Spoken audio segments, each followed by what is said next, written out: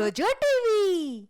गाय के घी वाला करोड़पति धर्मवीर नाम का दूध वाला गांव के बाजार में दूध जलेबी बेचा करता था। धर्मवीर की दूध जलेबी दूर दूर तक मशहूर थी।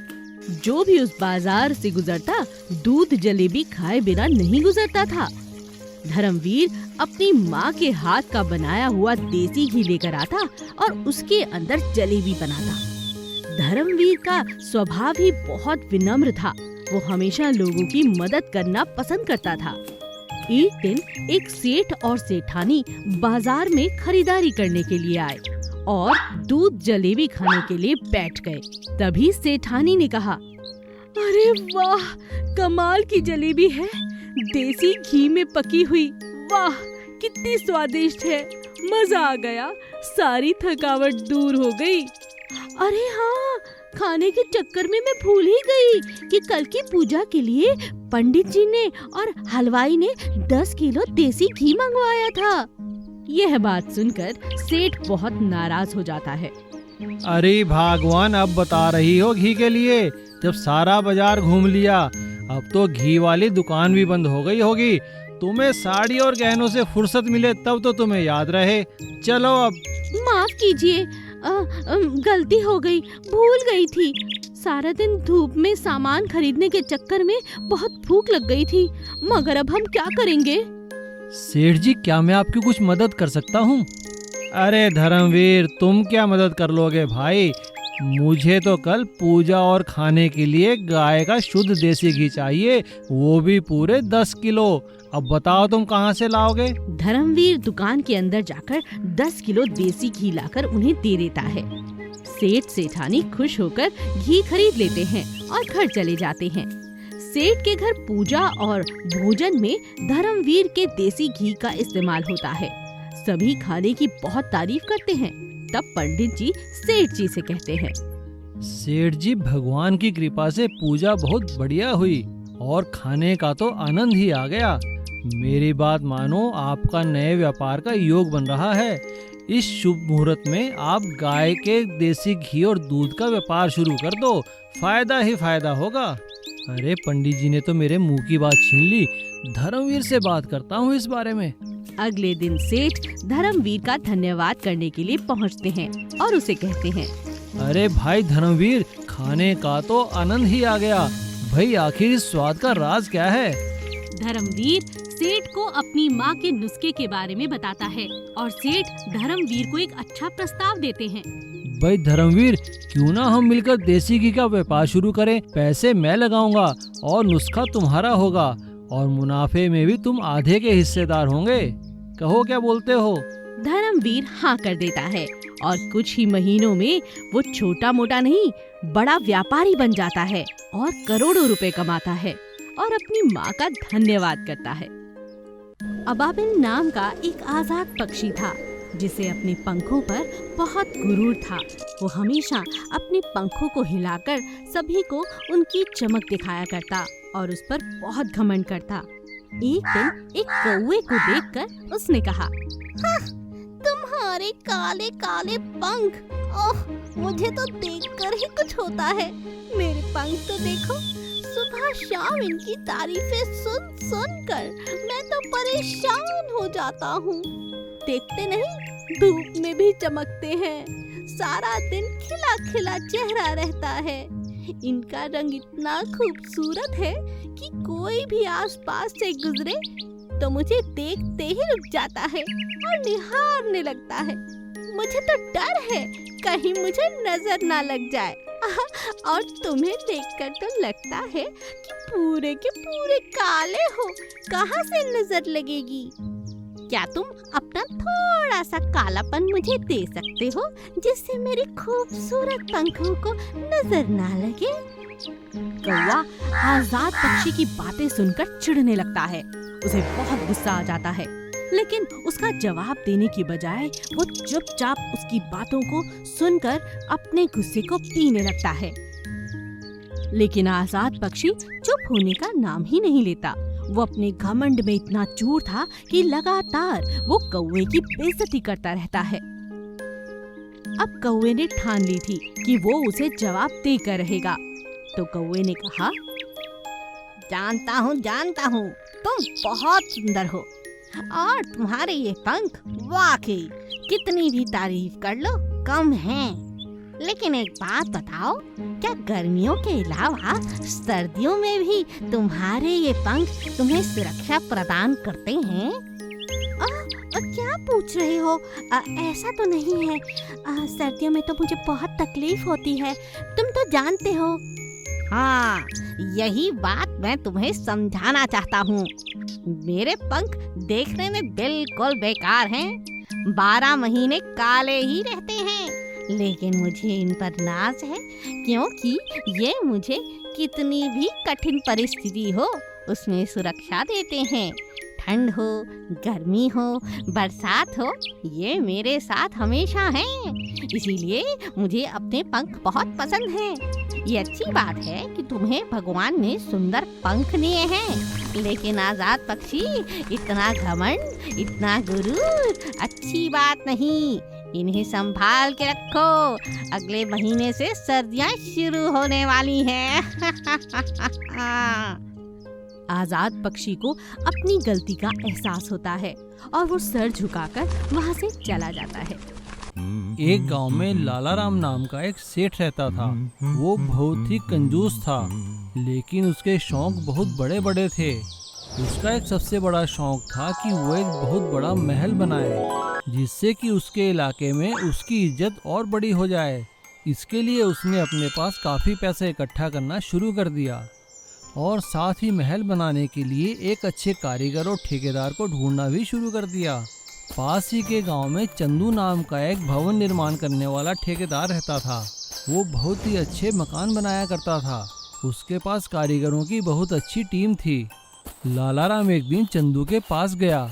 अरे भाई चंदू, तुम्हारा बहुत नाम सुना है हमने, क्या तुम मेरे लिए काम करोगे? अरे जी हाँ सेठ जी, बताइए क्या काम है?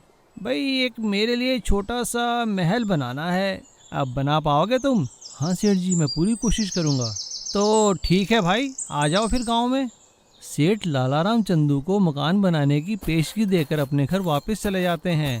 2-3 दिन के बाद ही चंदू अपने कारीगरों को लेकर लाला राम के घर पहुंच जाता है और लाला राम उन्हें लेकर उस जगह जाते हैं जहां पे कि महल बनाना था।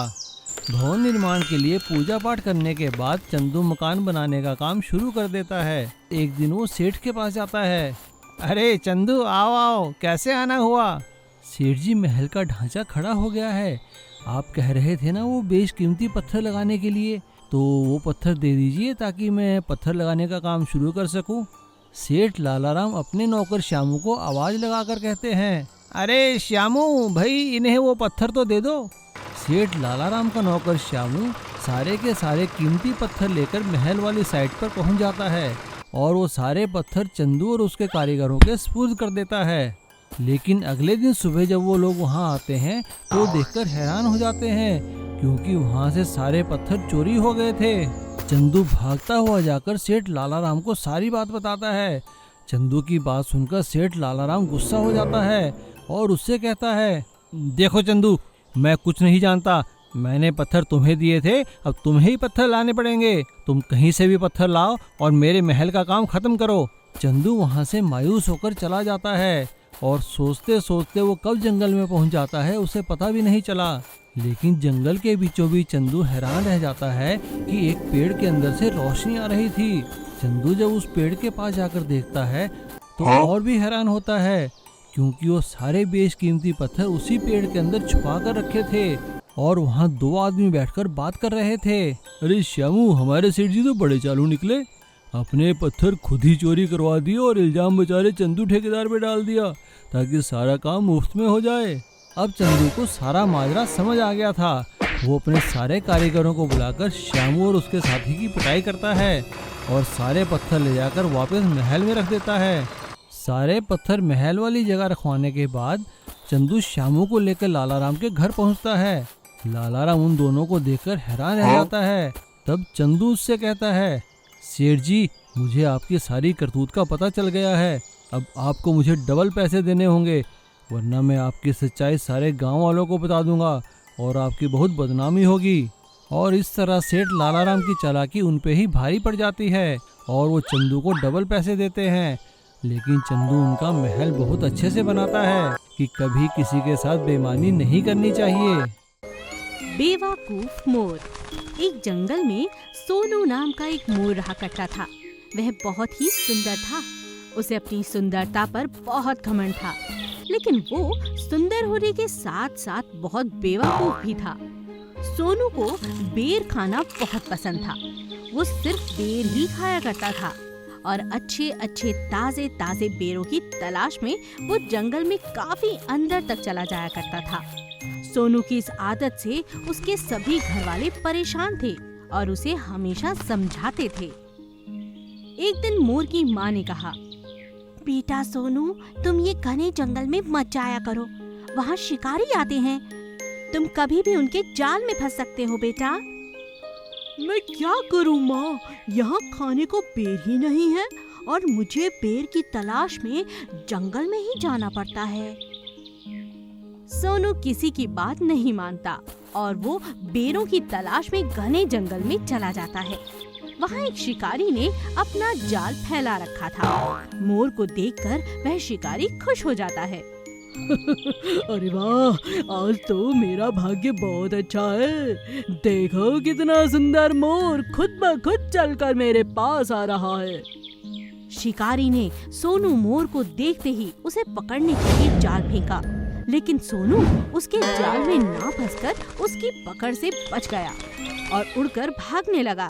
शिकारी भी उसके पीछे भागा। अरे रुको रुको, कहाँ भाग रहे हो? तुझे तो मैं पकड़ ही लूंगा।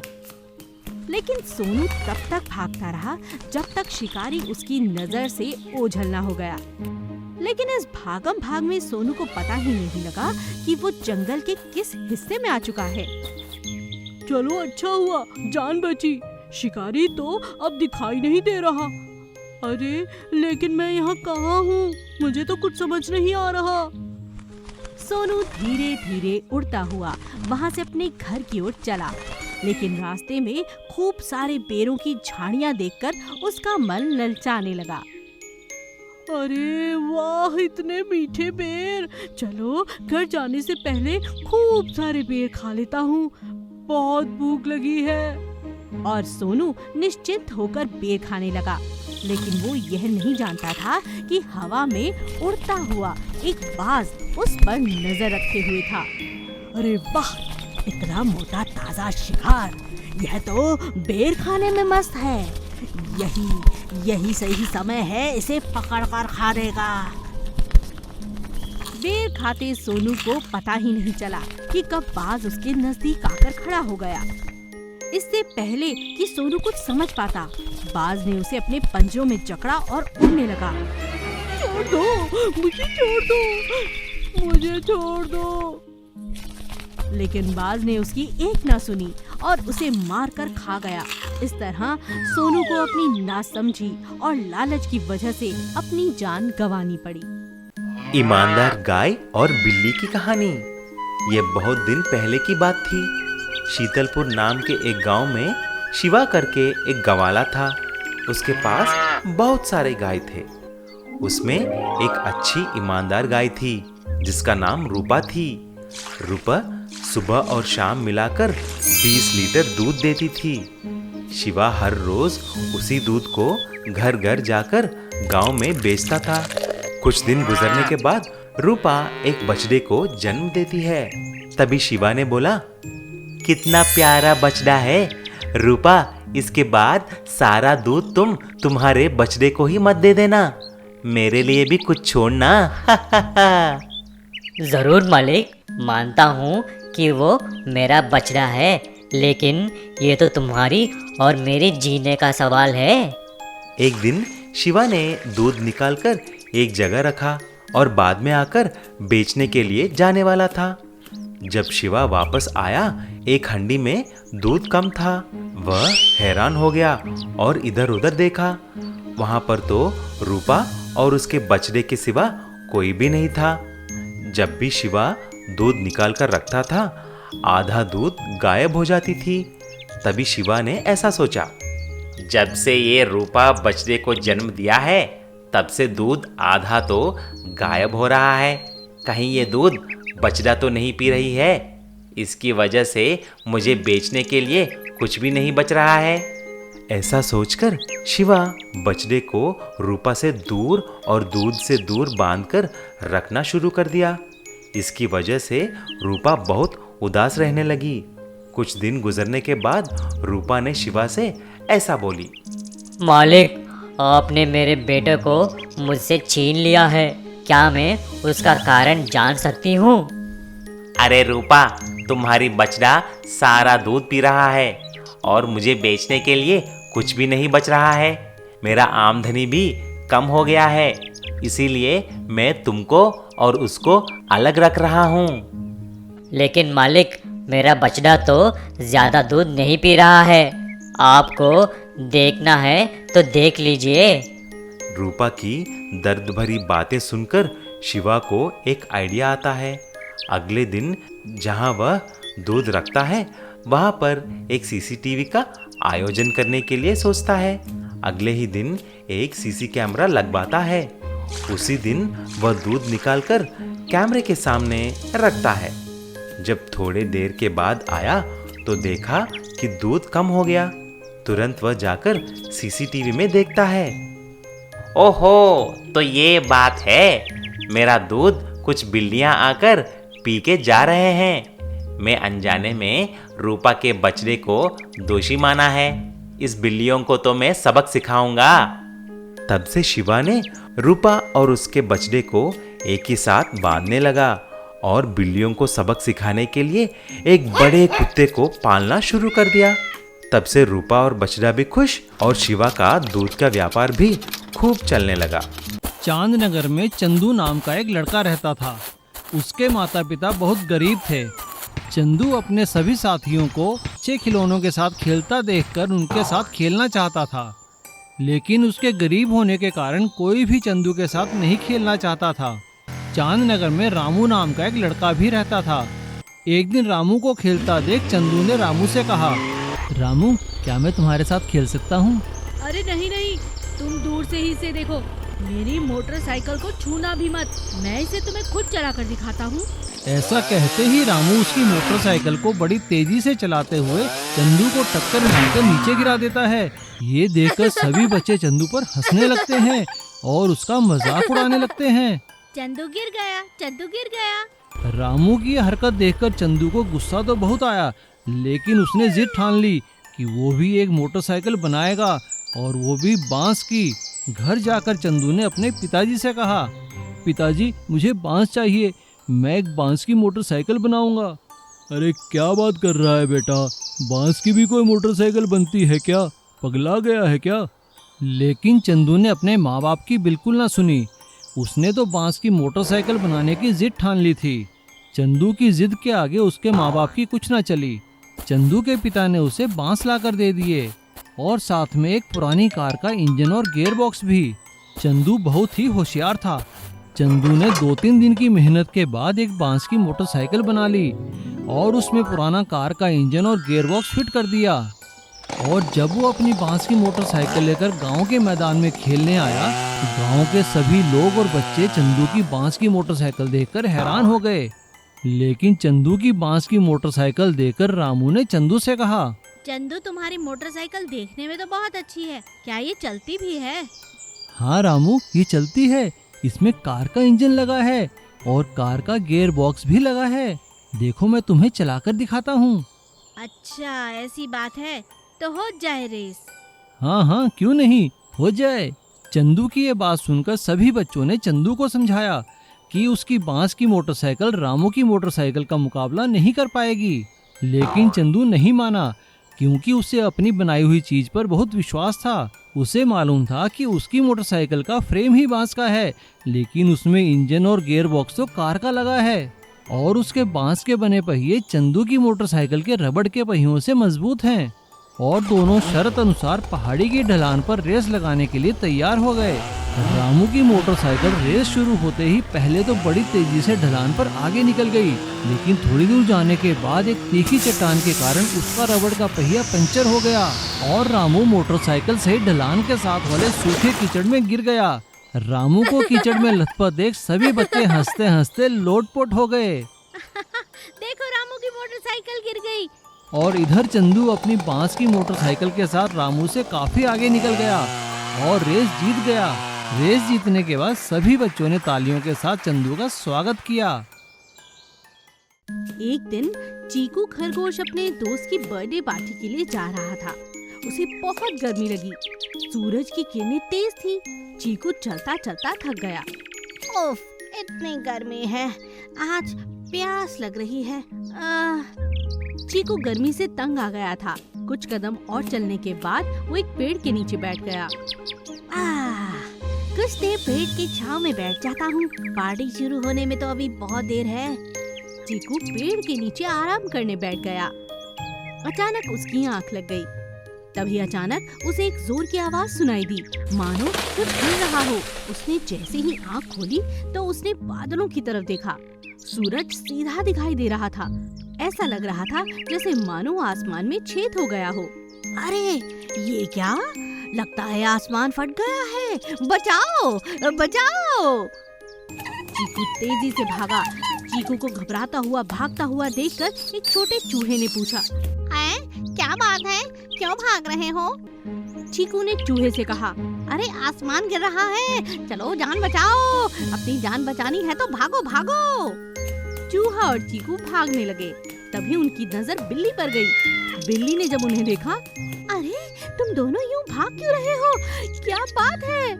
चीकू ने बिल्ली से भी कहा, अरे बिल्ली रानी, अपनी जान बचानी है तो भागो, आसमान फट गया है, जल्दी करो। बिल्ली भी उन दोनों के साथ भागने लगी। ऐसा करते करते जंगल के कई सारे जानवर खरगोश के पीछे पीछे भागने लगे। शेर ने सभी जानवरों को भागते देखा, हैरान रह गया और पूछने लगा, क्या बात है, क्यों भाग रहे हो तुम सब? चीकू शेर के पास गया और आसमान टूटने वाली बात कहने लगा, शेर महाराज, आप महान हैं, लेकिन आसमान गिर रहा है। अजी आसमान में छेद हो चुका है, बहुत जल्द वो गिर जाएगा। आप भी जान बचाकर हमारे साथ भागिए, जल्दी भागिए। रुक जाओ, मेरी बात सुनो, मुझे तुम उस जगह पे ले जाओ, ठीक है? चीकू डर गया और शेर को उस पेड़ के पास ले गया। शेर हंसने लगा और कहा, अरे बेवकूफ, ये आम का पेड़ है और यहाँ कोई आसमान नहीं, बस एक बड़ा सा आम गिरा है, जिसकी वजह से तुम इतना डर गए। और वो देखो, सूरज में जरा से बादल आ गए हैं, इसलिए तुम्हें लग रहा है कि वहाँ छेद हो चुका है। ऐसा नहीं है, मूर्ख। चीकू और बाकी सभी जानवरों को अपनी बेवकूफी पर शर्मिंदगी हुई। विशाल मुर्गी और जानवरों का हमला। सितकपुर गांव के पास मुर्गियों का एक छोटा सा मोहल्ला था। वहां बहुत सारी मुर्गियां रहा करती थीं। कई सालों से लगातार मुर्गियों को जीवन में बहुत कठिनाइयों का सामना करना पड़ रहा था। उनकी उम्र दिन प्रतिदिन कम होती जा रही थी, लेकिन उनके पूरे इलाके में बस एक ही ऐसी मुर्गी थी जो 100 साल तक जी थी। उसकी बड़ी सी मूर्ति बनवाने का निर्णय लिया गया। सभी मुर्गियों ने मिलकर उस बड़ी विशाल मूर्ति को बनाया और उसकी पूजा अर्चना करनी शुरू कर दी। सोना मुर्गी मोना मुर्गी से कहती है, बहन, मूर्ति कितनी खूबसूरत लग रही है ना। मैं तो दिन रात इस मूर्ति के आगे यही दुआ करती हूँ कि काश हम सब की उम्र भी 100 साल हो जाए। हाँ बहन, ये तो तूने बिल्कुल ठीक कहा। आए दिन हमारी बहनें मर जाती हैं, हमारा जीवन दिन प्रतिदिन कम होता जा रहा है। ये भगवान समान मुर्गी है जिसने 100 साल का जीवन जिया है। ना जाने इन पर कितने कष्ट आए होंगे, लेकिन फिर भी इन्होंने हार नहीं मानी। तुम ठीक कहती हो मोना, चलो अब घर चलते हैं। मुर्गियों की पूरी बस्ती अब बहुत खुश थी। वो दिन रात अपने अपने कामों में लगे रहते, अपने घर का ख्याल रखते और सुबह शाम बड़ी मूर्ति की पूजा करते।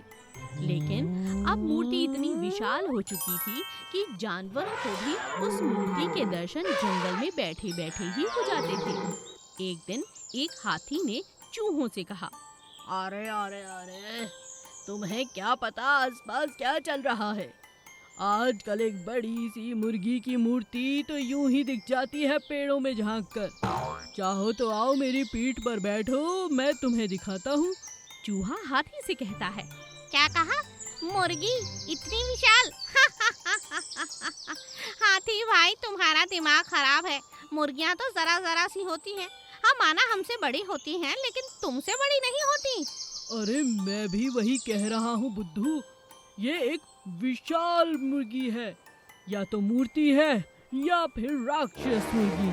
और अगर ये मूर्ति है तब तो कोई बात नहीं, लेकिन अगर ये राक्षस हुई तो हमारा जीवन खतरे में है, याद रखना।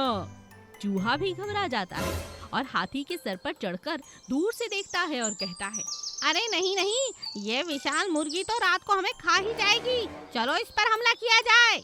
हाथी और चूहा जंगल के सभी जानवरों को ये खबर देते हैं। सभी जानवर अपने अपने हथियारों को लेकर बड़ी मुर्गी के पास पहुंचते हैं और उस पर हमला कर देते हैं। यह देखकर बस्ती की सभी मुर्गियां बाहर आ जाती हैं और शोर मचाने लगती हैं। ये क्या? बचाओ बचाओ, ये तुम लोग क्या कर रहे हो? अरे ये विशाल मुर्गी, तुम्हें इससे डर नहीं लगता?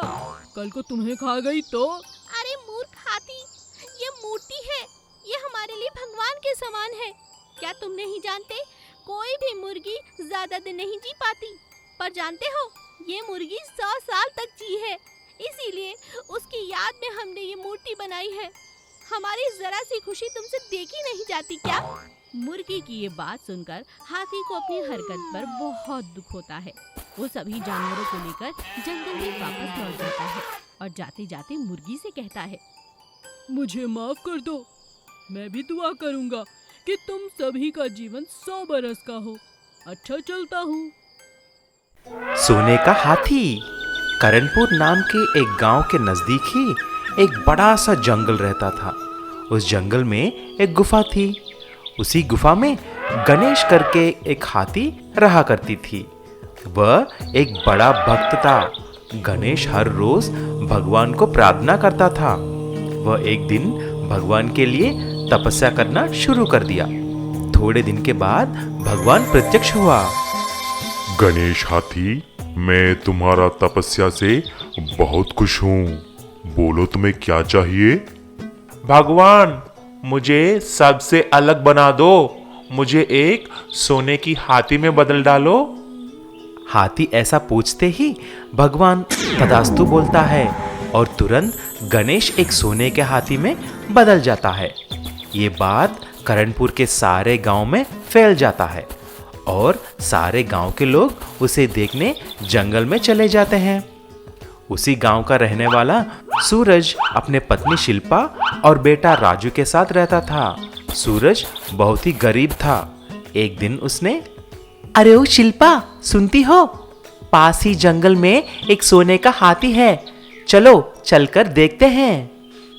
मैं नहीं आऊंगी। तुमको कुछ और काम नहीं है? पैसा कमाना तो नहीं आता, लेकिन हाथी को देखने चलेगा। तुम्हें जाना है तो जाओ, मैं नहीं आऊंगी। शिल्पा ऐसा बोलने पर सूरज और राजू हाथी को देखने चले जाते हैं। वहां जाकर सूरज हाथी से बोला, हाथी जी, आप तो जादुई हाथी दिख रहे हैं। मैं एक गरीब किसान हूँ। मेरा फसल पूरा बारिश की वजह से खराब हो गया है और मेरे पास घर चलाने के लिए भी कुछ पैसे नहीं हैं। कृपा करके मुझे कुछ सहायता करो। ये बात सुनकर हाथी अपना सोने के दांत के टुकड़े को तोड़कर उसे देकर ऐसा बोला, सूरज, तुम एक नेक इंसान लग रहे हो। तुम इन सोने के दांतों को बेचकर अपना सारा मुश्किलें दूर करो। सूरज सोने के दांतों को लेकर उन्हें बाजार में बेचकर सारा कर्ज चुका लेता है। लेकिन उसके बाद सूरज बहुत ही आलसी बन जाता है। उसे जब भी पैसों की जरूरत होती तभी गणेश हाथी के पास जाकर उससे सोना लाकर बाजार में बेचकर अय्याशी करता था। उसके दोस्तों से मिलकर पीना तो रोज का काम हो गया। एक दिन वह बहुत पीता है और नशे में अपनी दोस्तों के साथ जंगल जाकर उस सोने के हाथी को मारना चाहा। तभी वह कुछ दोस्तों के साथ एक जाल लेकर जंगल चला जाता है। अरे सूरज, अब क्या हुआ? तुम फिर मेरे पास आ गए, क्या तकलीफ है अभी?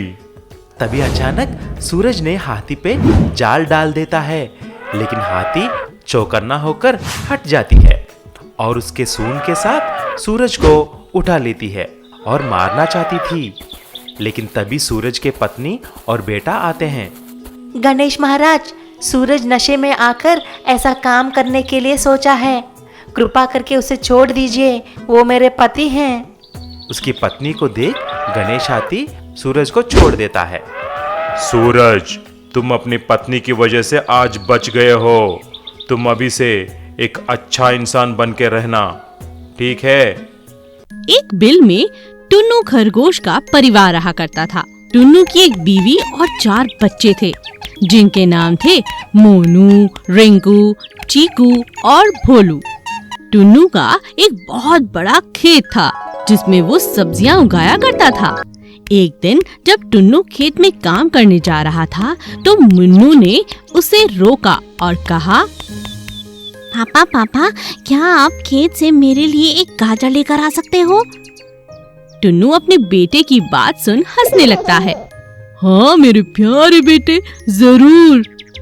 मुन्नू खुश हुआ। टुन्नू भी खुशी से खेत में गया और अपने बेटे के लिए शाम को बहुत सी गाजरें लेकर आया। मुन्नू को खुश देखकर उसके भाई रिंकू और चीकू भी अगले दिन अपने पापा के पास गए और कहने लगे, पापा पापा, क्या घर आते वक्त हमारे लिए 4 मूली लेकर आ सकते हो? क्यों नहीं बेटा, मैं जरूर ले आऊंगा। टुन्नू खेत में गया और खेत से आते वक्त बहुत सारी मूलियाँ लेकर आया। बच्चे मूलियाँ खाते हैं और बहुत खुश हो जाते हैं। बेचारा भोलू अपने पापा से कुछ मांगने की हिम्मत ही नहीं कर पाता, क्योंकि वो अपने पापा से बहुत डरता था। जैसा उसका नाम था, ऐसा ही उसका व्यवहार भी था। वो मन से बहुत भोला था, इसीलिए भोलेपन में अपने मन की बात कभी नहीं कर पाता था। मुझे टमाटर खाने का बहुत मन कर रहा है। मेरे सभी भाइयों ने पापा से कुछ न कुछ मंगवाया, लेकिन अगर मैं कुछ मंगवाता हूँ तो मुझे डांट पड़ सकती है। मुझे डांट पसंद नहीं, कहीं पिताजी नाराज हुए तो? टुन्नू ने भोलू को ये कहते हुए सुन लिया। अगले दिन खेत से बहुत सारी सब्जियाँ, बहुत सारे फल और बहुत सारे टमाटर खास तौर पर भोलू के लिए लेकर आया। ये लो बेटा, मैं तुम्हारे लिए टमाटर, इतने सारे फल, इतनी सारी सब्जियाँ बस तुम्हारे लिए लाया हूँ। खाओ, अपने भाई बहनों को भी खिलाओ। यह देखकर भोलू बहुत खुश हुआ। आपको मेरे मन की बात कैसे पता चली? मैं तुम्हारा पापा हूँ। भोलू ने भी अपने पापा को गले लगा लिया और मजे से टमाटर और सब्जियाँ खाने लगा। सुनीता के आंगन में एक बहुत प्यारा पेड़ था, जहाँ बहुत प्यारी सी चिड़िया रहा करती थी। चिड़िया बहुत जल्द अंडे देने वाली थी। एक दिन सुबह उठकर सुनीता ने देखा कि चिड़िया ने 3 अंडे दिए हैं। अरे माँ देखो, हमारे पेड़ पर चिड़िया ने अंडे दिए हैं। अरे वाह, सच क्या? सुनीता की माँ और सुनीता अंडों को देखकर बहुत खुश होती हैं। अरे वाह, कितनी प्यारी माँ है ये छोटी सी चिड़िया। अरे सुनीता बेटा, तू देर हो जाएगी, स्कूल चली जा। हैं, शाम को आकर चिड़िया से बातें करना, ठीक है?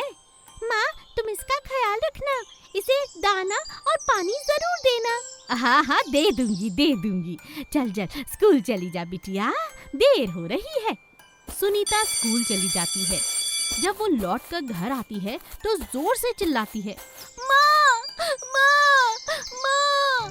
अरे क्यों शोर मचा रही है सुनीता, बात क्या है बिटिया? अरे घर में घुसी नहीं कि रोना शुरू? अरे कुछ बोलेगी या रोती रहेगी? माँ देखो ना, सुबह चिड़िया ने 3 अंडे दिए थे, अब एक भी नहीं है। क्या कहा? अरे बिटिया, मैंने तो इसे दाना पानी सब दिया था, लेकिन ये अंडे कहाँ गए? अरे मुझे याद आया, दाना देना भूल गई थी, सिर्फ पानी दिया था बिटिया। लगता है कोई चील आकर अंडे खा गया। माँ तुमने ऐसा क्यों किया? चील ऐसा ही करता है, तुम तो जानती हो ना। वो देखो चिड़िया रो रही है। चिड़िया सिसक कर अपने अंडों की याद में रो रही थी। यह देखकर सुनीता और उसकी माँ दुखी हो जाते हैं। सुनीता की माँ सुनीता से वादा करती है, अरे मुझे माफ कर दे बिटिया, घर के काम काज में दाना डालना भूल गई। मुझे लगा अभी देती हूँ। मैंने तो दाने निकाल कर भी रखे थे, बस देना भूल गई बिटिया। तू चिंता ना कर, अगली बार जब ये अंडे देगी ना, मैं इसका बहुत ख्याल रखूंगी। हाँ पक्का ना माँ? हाँ पक्का। कई दिन बीत जाते हैं। एक बार फिर चिड़िया 5 अंडे देती है। इस बार सुनीता की माँ सुनीता से कहती है, अरे देख सुनीता, तेरी चिड़िया ने 5 अंडे दिए हैं मुन्नी। भाई इस बार तो मैं बहुत ध्यान रखने वाली हूँ। सारा काम बाद में निपटेगा, पहले अंडों का ख्याल रखूंगी। चल तू स्कूल चली जा। हाँ? सुनीता स्कूल चली जाती है। उसकी माँ का ध्यान घर के काम में लगता ही नहीं। सुनीता की माँ सुनीता के रंगों की डब्बी देखती है और उसके दिमाग में एक विचार आता है। वो सभी रंगों को अलग अलग रंग से रंग देती है और अपने घर के अंदर रख देती है। अब चिड़िया रोज खिड़की के पास आती है और अंडों पर बैठ जाती है। शाम को जब सुनीता घर आई और अंडों को अपने घर के भीतर रंगीन हालत में पाया तो उसने अपनी माँ से पूछा, माँ ये क्या, तुमने घर के अंदर ही अंडे रख दिए और ये रंगीन कैसे हुए माँ? अरे बिटिया, इस बार का वादा पक्का है। मैं नहीं चाहती तू जोर जोर से दहाड़ मार कर रोए। ये तुमने बहुत अच्छा किया माँ। हमारे पास अब 5 रंगीन अंडे हैं। कुछ ही दिनों में चिड़िया के अंडे फूट जाते हैं और उसमें से छोटे छोटे चूजे बाहर आ जाते हैं।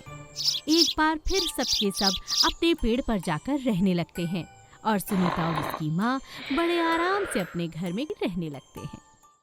एक समय की बात है।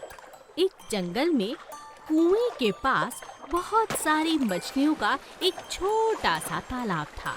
मछलियाँ बहुत सालों से उसी तालाब में रहा करती थीं। तालाब के आसपास घना जंगल था, जहाँ बहुत सारे जीव जंतु मिलकर रहा करते थे। जंगल के अंदर एक रहने वाला चील जो बहुत ही खूंखार था, उसका नाम था आदि चील। आदि चील को हमेशा किसी कमजोर का शिकार करने में बहुत मजा आता था। वो अपना शिकार बड़ी ही चालाकी से करता था। बहुत दिनों बाद चील का एक दिन मछलियाँ खाने का दिल किया। चील ने सोचा, बहुत दिन हुए मैंने मछली नहीं खाई है, आज तो मैं मछली खा कर रहूंगा। जंगल की उड़ान भरने का कोई फायदा नहीं। जंगल के अंदर एक ही तालाब है जहाँ मछलियाँ हैं, लेकिन आज मैं इनका शिकार करूँ तो कैसे? ये तो पानी से बाहर ही नहीं आती। कोई ना कोई जुगाड़ तो लगानी होगी। चील बहुत सोचता है और सोच समझकर पास ही रहने वाले बंदर को अपना शिकार बनाता है। वो बंदर से कहता है, बंदर भाई कैसे हो? बंदर कहता है, मैं बहुत बढ़िया, आप कैसे हैं? मैं आपकी क्या मदद कर सकता हूँ? आज आप मेरे घर कैसे आए? क्या कहूँ भाई, बहुत दिनों से मछली नहीं खाई है और मछली खाने का बहुत दिल कर रहा है। क्या इसी तरह कुछ और खाने का तुम्हारा जी नहीं करता? बंदर कहता है, हाँ, बहुत दिनों से केले नहीं खाए। तुम तो जानते हो जंगल में केलों के बिल्कुल पेड़ नहीं है।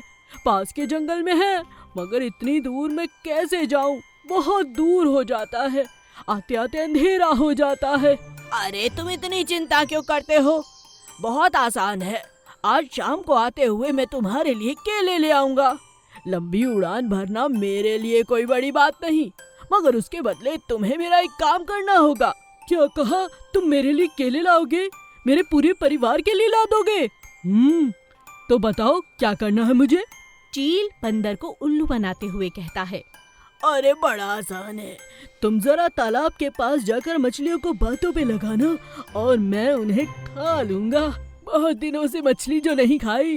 बंदर उसकी बात मानता है और मछली को अपनी बातों में लगाता है। मछली जैसे ही बाहर मुंह निकालती है, चील झट से आके उस पर झपट्टा मारने ही वाला था कि अचानक मछली की नजर चील पर पड़ती है और वो दोबारा पानी में चली जाती है। ये क्या? हाथ आया मुंह ना लगा, ये मछली तो बड़ी तेज है। मछली अपना मुंह बाहर निकाल कर कहती है, बंदर भाई तुम्हें तो अपना दोस्त समझकर तुमसे 4 बातें करने आई थी, पर मैं ये नहीं जानती थी कि तुम चील के साथ मेरे लिए जाल बिछाकर बैठे हो। आज से तुम्हारी और मेरी दोस्ती नहीं रही। मछली पानी में दोबारा चली जाती है और बंदर को अपनी एक अच्छी दोस्त खोकर बहुत दुख होता है। चील को जब मछली नहीं मिलती तो वो बंदर के लिए केले भी लाकर नहीं देता और इस बात से बंदर को अपना सबक मिल जाता है। खाने की चीज के लिए किसी को धोखा देना बहुत बुरी बात है। ना तो केले मिले और ना ही दोस्ती रही। मुझसे बहुत बड़ी भूल हो गई। आज के बाद मैं ऐसा कभी नहीं करूँगा। गुफा का रहस्य और शेर खान। जंगल का राजा शेर बहुत ही ज्यादा बुद्धिमान और समझदार था। उसे अपनी प्रजा की रक्षा हमेशा से करनी आती थी, लेकिन इस बार राजा शेर के सामने एक बहुत बड़ा संकट आकर खड़ा हो चुका था। एक हफ्ते से भीषण बरसात और बादलों की गड़गड़ाहट से सभी जानवर बहुत ज्यादा परेशान हो चुके थे। सभी जानवर जंगल में अपने अपने दोस्तों के यहाँ पर रुके हुए थे। राजा शेर के पास सभी जानवर मदद मांगने के लिए आने लगे। चूहे ने कहा, महाराज कुछ कीजिए, पूरा जंगल खतरे में है। अगर इसी तरह बारिश होती रही तो हम सब बाढ़ की चपेट में आ जाएंगे। हाथी ने कहा, महाराज मेरा एक प्रस्ताव है आपके सामने। अगर आप कहें तो हम सब एक योजना बनाकर ऊपर की पहाड़ी के पास जाकर रह सकते हैं। यहाँ अब खतरा है, यहाँ रहना बहुत खतरनाक है। राजा को हाथी की बात बहुत पसंद आती है। राजा सभी से कहता है, बहुत बढ़िया बात कही है हाथी ने। हम सबको ऊपर वाली पहाड़ी के पीछे चले जाना चाहिए। हम सब मिलकर वहाँ बढ़िया बढ़िया घर बना लेंगे। कुछ ही दिनों की बात है, हिम्मत मत हारो साथियों। मगर राजा की बात सुनकर एक खरगोश जोर से डरकर बोला, हाँ, क्या कहा? ऊपर की पहाड़ी? नहीं नहीं नहीं, वहाँ से मरकर मेरे माता पिता की मृत्यु हुई थी। वो पहाड़ी बहुत ही खुफिया है महाराज, मैं वहाँ नहीं जाऊँगा। और आपसे भी यही कहता हूँ कि कोई वहाँ ना जाए, वो भूतिया है, भूतिया। चुप हो जाओ खरगोश, भूतिया भूतिया कुछ नहीं होता। अगर इंसान डरता है तो जानवरों से, शेर से, और ऐसी कोई ताकत नहीं पृथ्वी पर जिससे कोई डर सके। अगर तुम लोगों को मेरे साथ आना है तो आओ, नहीं तो पहले जाकर मैं एक बार हाथी के साथ वहाँ पर जांच पड़ताल कर कर वापस आता हूँ। उसके बाद आप सब मेरे साथ चल सकते हैं। जी महाराज, मुझे लगता है यही सही रहेगा। जी महाराज। सभी ने खरगोश की बात पर हामी भर दी और राजा शेर हाथी को लेकर पहाड़ी के पीछे चला गया, ये देखने के लिए कि क्या सच में वहाँ पर कोई खुफिया चीज है। जैसे ही राजा और हाथी वहाँ पहुँचे तो उन्होंने हर जगह देखा, लेकिन उन्हें कुछ भी नजर नहीं आया। तभी उनकी नजर बहुत सारे हीरे, जवाहरात, सोने और चांदी पर पड़ी, जिनकी चमक से हर जगह चमक रही थी। राजा शेर ने हाथी से कहा, आज समझ में आया ये जगह कोई खुफिया नहीं, ये डकैतों के सामान रखने की जगह है। ये देखो खजाना, वो लोग लूट पाट कर कर यहीं आते होंगे और यहाँ आए हुए जानवरों को सताते होंगे। खरगोश ने बिल्कुल ठीक कहा। चलो, आज से ये जगह अब हमारे कब्जे में है। इन बंदूकों को अपने कब्जे में ले लो और सभी जानवरों को आदेश दो कि तुरंत यहाँ आ जाएं, ताकि हम अपना जीवन बचा सकें। एक बार हमें देख लिया ना तो ये डकैत यहाँ आना बंद ही कर देंगे। और ठीक ऐसा ही हुआ। राजा और जंगल के सभी जानवरों के वहां जाने के बाद उन्हें तो सुरक्षा मिली ही, साथ ही डकैतों ने उस तरफ आना भी बंद कर दिया। इस तरह एक समझदार राजा के होते हुए पूरी प्रजा को सुरक्षा मिली। चांदपुर गांव में प्रवेश नाम का एक आदमी रहता था। वो बहुत ही गरीब था। वो गांव में लोगों के घरों में काम करके अपना गुजर बसर किया करता था। प्रवेश इतना गरीब था कि उसके पास गांव में रहने के लिए घर भी नहीं था। गांव में सभी लोग उसे रोटी और कपड़ा तो दिया करते थे, लेकिन रहने के लिए कोई उसे मकान नहीं दिया करता था, ना ही उसे कोई गांव में रुकने देता था। इसीलिए वो गांव के बाहर तालाब के पास एक झोपड़ी बनाकर रहता था, क्योंकि उस तालाब के पास गांव का कोई आदमी नहीं जाता था। सब लोग उस तालाब में रहने वाले एक बहुत बड़े सांप से डरा करते थे। क्योंकि लोगों का मानना था कि वो सांप तालाब के पास जाने वाले हर जीव को खा जाता है। परवेश भी वहाँ पे डर डर कर रहने लगा, लेकिन वो वहाँ झोपड़ी बनाने के बाद सबसे पहले तालाब में पूजा करने गया। हे तालाब में रहने वाले नाग देवता, मैं बहुत गरीब हूँ, मेरे पास रहने के लिए जगह नहीं है, कृपया मुझे यहाँ तालाब के पास झोपड़ी बनाकर रहने दो। मैं आपको कुछ नहीं कहूँगा, आप मेरी रक्षा करो और समय आने पर मैं आपके लिए जो हो सके वो करूँगा। परवेश के ऐसा कहते ही तालाब में से एक बहुत बड़ा सांप बाहर निकला और वो अपना फन फैलाकर परवेश के सामने खड़ा हो गया। परवेश की धड़कनें रुकने लगी थी, लेकिन तभी वो सांप जैसे तालाब से बाहर आया था वैसे ही तालाब में वापस चला गया। ये देखकर परवेश ने भगवान का शुक्रिया अदा किया और इस तरह परवेश वहाँ तालाब के पास झोपड़ी बनाकर रहने लगा। वो दिन भर गांव में काम करता और शाम को आकर अपनी झोपड़ी में रहने लगता। कई साल ऐसे ही बीत गए, लेकिन एक दिन परवेश हैरान होकर देखने लगा कि उस तालाब के पास काफ़ी सारे लोग इकट्ठे थे। कई बड़ी बड़ी गाड़ियाँ भी वहाँ थी और गांव के सरपंच भी वहाँ थे, जो एक आदमी से कुछ कह रहे थे। अरे इंजीनियर साहब, यही है वो तालाब जहाँ पे बहुत बड़ा सांप रहता है। अब यहाँ से सड़क बनानी है तो आपको ही कुछ करना पड़ेगा। ये बात सुनते ही परवेश समझ गया कि जो गांव के पास से सड़क बननी थी वो इस तालाब के पास होकर गुजरेगी। तभी वहाँ खड़े एक बहुत बड़े इंजीनियर ने कहा, अरे सरपंच जी, आप फिक्र मत कीजिए, ऐसे सांपों को तो हम 2 मिनट में ख़त्म कर देते हैं। हमारे पास बड़ी बड़ी मशीनें हैं, कुचल के रख देंगे इस नाग को। ऐसा सुनते ही परवेश वहाँ आया और वो हाथ जोड़कर सरपंच और इंजीनियर से कहने लगा, अरे साहब, आप सांप को मारिए मत, वो कुछ नहीं कहेगा, इसकी जिम्मेदारी मेरी है।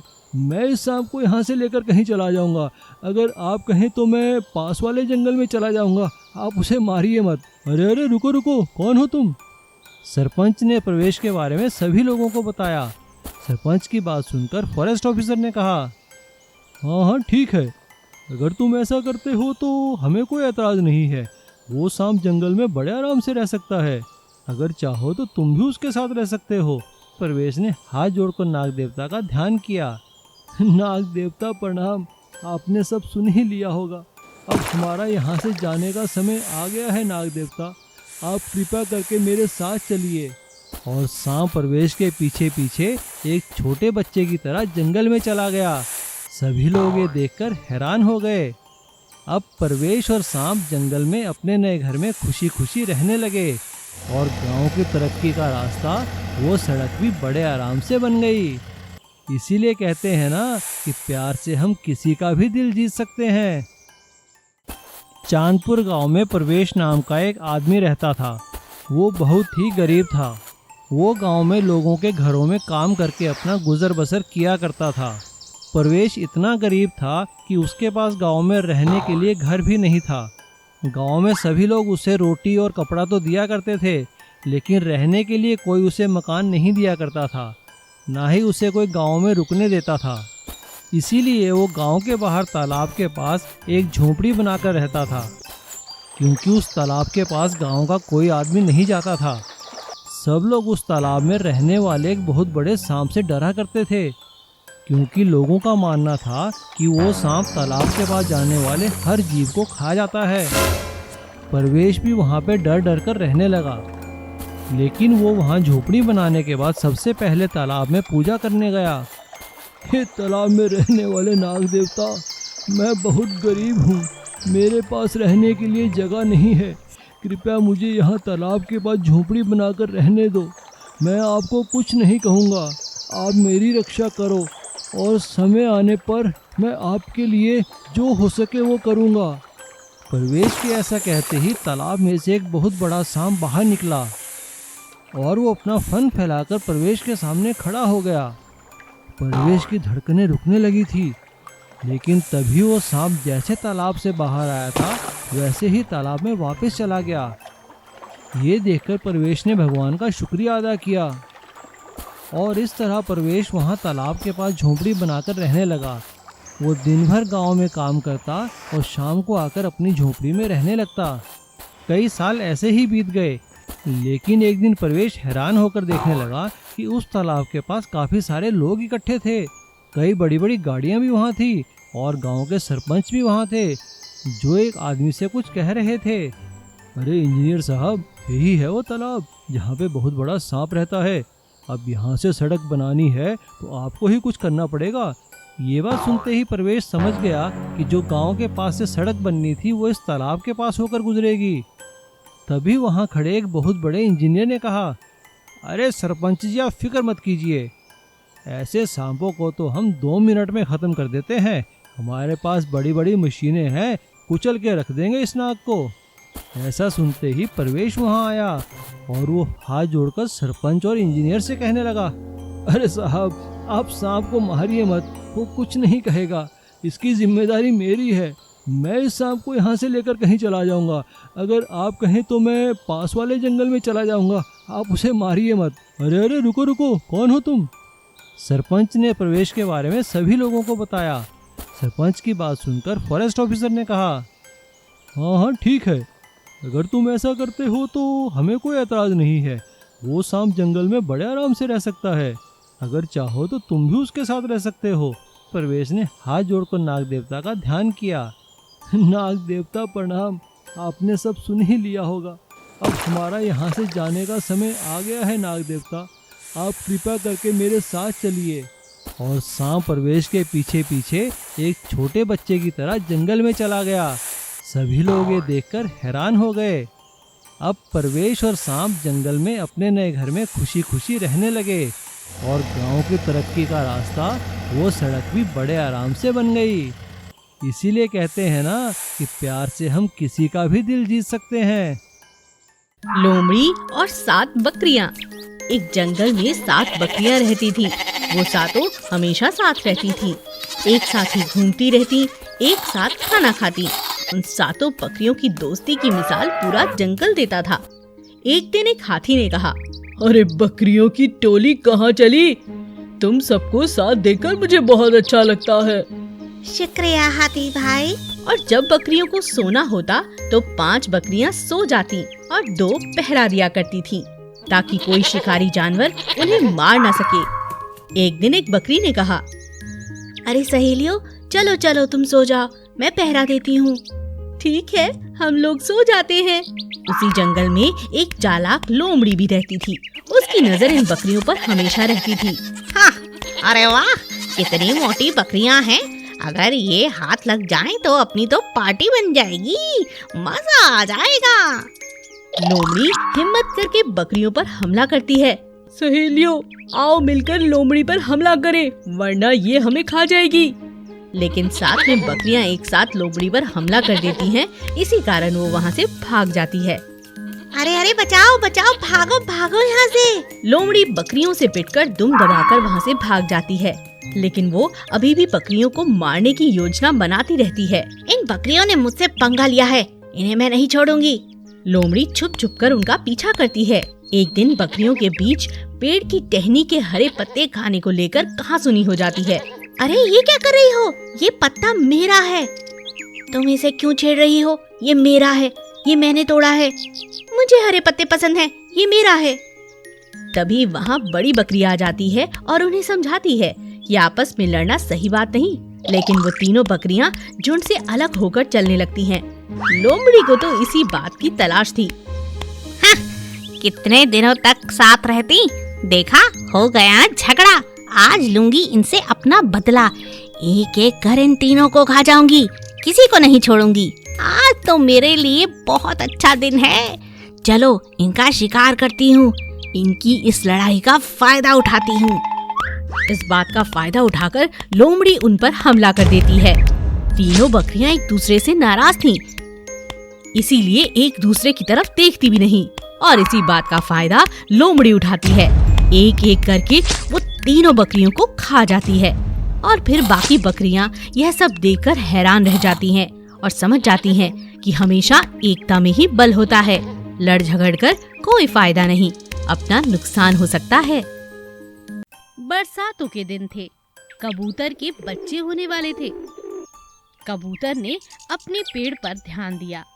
उसे लगा कि उसका पेड़ इन बरसातों में टूट जाएगा। उसे घर बदल लेना चाहिए, इससे पहले कि उसके अंडे बाहर आ जाएं।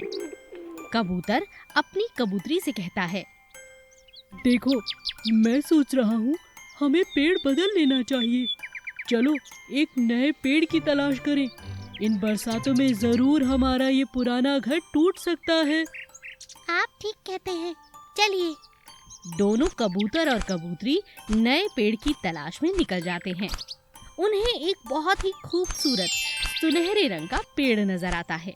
कबूतरी कबूतर से कहती है, इस पेड़ को देखकर तो मैं आकर्षित हो गई हूँ।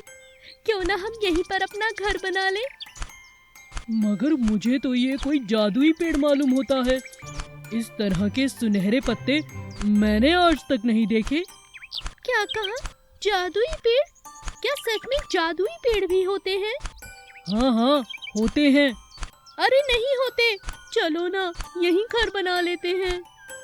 कबूतरी के बहुत जिद करने पर दोनों वहीं पर घर बना लेते हैं। कुछ दिनों के बाद उनके अंडे हो जाते हैं, लेकिन अंडे जहाँ होते हैं वहीं चिपक जाते हैं, वहाँ से हिलने का नाम ही नहीं लेते। इस बात का शक अब कबूतरी को होने लगता है कि सच में वो पेड़ जादुई है।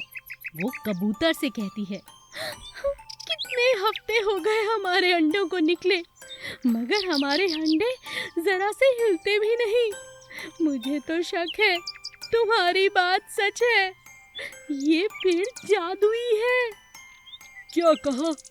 अब दोनों बहुत हैरान और परेशान हो जाते हैं। रोने की आवश्यकता नहीं है। क्या क्या कौन बोला? हाँ, मैं जादुई हूँ, और मैं ऐसे ही जादुई नहीं हुआ। जादुई तो देखने से लगता हूँ, असल में मैं श्रापित हूँ। आज तुम दोनों के यहाँ होने से मुझे श्राप से मुक्ति मिली है। तुम्हारे अंडे मुझसे चिपक नहीं गए हैं, ये तो मुझे मेरे इस श्राप से मुक्त कराने में मदद कर रहे हैं। कल सुबह मैं अपनी पुरानी अवस्था में आ जाऊंगा और तुम्हारे अंडों से चूजे निकल आएंगे। सच में? हाँ, मैं तुम दोनों का आभारी हूँ। ठीक है, मुझे आपकी बात पर विश्वास है। कबूतर और कबूतरी पूरी रात सोते नहीं, अगली सुबह का इंतजार करते हैं।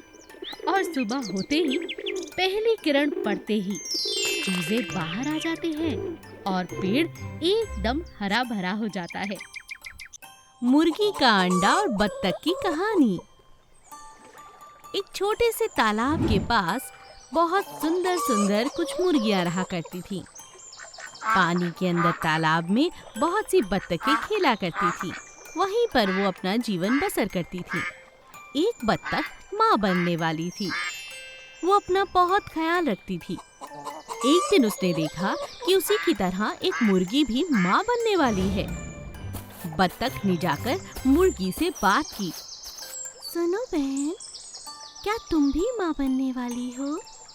कैसी तबीयत है तुम्हारी? तुम्हें देखकर लगा तुम भी मेरी तरह बहुत जल्द माँ बनने वाली हो, तो सोचा तुम्हारी खबर ले लूं। मुर्गी बत्तख की ये मीठी मीठी बातें सुनकर बहुत खुश हुई। मुर्गी उसके पास आती है और कहती है, हाँ हाँ, मैं भी माँ बनने वाली हूँ, लेकिन मुझे यहाँ पर रहना इतना अच्छा लगता है कि और कहीं जाने का जी ही नहीं करता। यहाँ हवा है, पेड़ है, पानी है, और आज तुमसे दोस्ती करके मुझे बहुत अच्छा लग रहा है बहन। हम दोनों एक दूसरे का ख्याल रख सकते हैं। जल्दी ही हमारे बच्चे हो जाएंगे। क्यों, क्या कहती हो? मुर्गी की बात सुनकर बत्तख कहती है, हाँ बहन, आजकल मौसम बहुत सुहावना है। हम दोनों अच्छे अच्छे विचारों की बातें करेंगे ताकि हमारे बच्चों पर उसका अच्छा असर हो। अब धीरे धीरे हर रोज बातें करने के कारण बत्तख और मुर्गी के बीच में बहुत अच्छी मित्रता हो गई थी। एक दिन अचानक मौसम बहुत बिगड़ गया। तेज पानी का तूफान आया। इतनी तेज बाढ़ थी कि पूरा तालाब गंदे पानी से भर गया और बहुत ज्यादा पानी आने के कारण बत्तख खुद को संभाल ही नहीं पा रही थी। बत्तख मदद के लिए पुकारने लगी। बचाओ बचाओ, कोई है कोई है। मुर्गी उसे देख लेती है और उसकी मदद करने के लिए भागती है। बहन, मैं आ रही हूँ तुम्हारी मदद के लिए। जैसे तैसे मुर्गी उसे एक डंडी देकर सहारा देती है और बत्तख किनारे तक आ जाती है। तेज पानी को देखकर मुर्गी और बत्तख हैरान रह जाते हैं। न जाने कितनी ही बत्तखें उस बाढ़ के पानी में बह गई थी। हाय राम, आज तुम ना होती तो मैं अपने बच्चों के साथ मर ही चुकी थी। तुम्हारा बहुत बहुत शुक्रिया मेरी सहेली। कैसी बातें करती हो, आओ थोड़ा आराम करते हैं। 1-2 दिन की बात है, बहुत जल्द पानी ठीक हो जाएगा और फिर तुम दोबारा अपने तालाब में रहने लगना। जैसा मुर्गी ने कहा था वैसा ही होता है। 2-4 दिन के बाद फिर से तालाब में पानी पहले जैसा हो जाता है। बत्तख अपने पानी में चली जाती है और कुछ ही दिनों में उसके बहुत सारे नन्हे नन्हे बच्चे हो जाते हैं जिन्हें वो तैरना सिखाती है। और उस तरफ मिट्टी के पास पेड़ के नीचे मुर्गी भी अपने अंडे दे देती है और हर रोज उनके ऊपर बैठकर बत्तख से बातें करने लगती है। अब दोनों दोस्त एक दूसरे के साथ सुख दुख बांटते और जंगल की प्रकृति का आनंद लेते।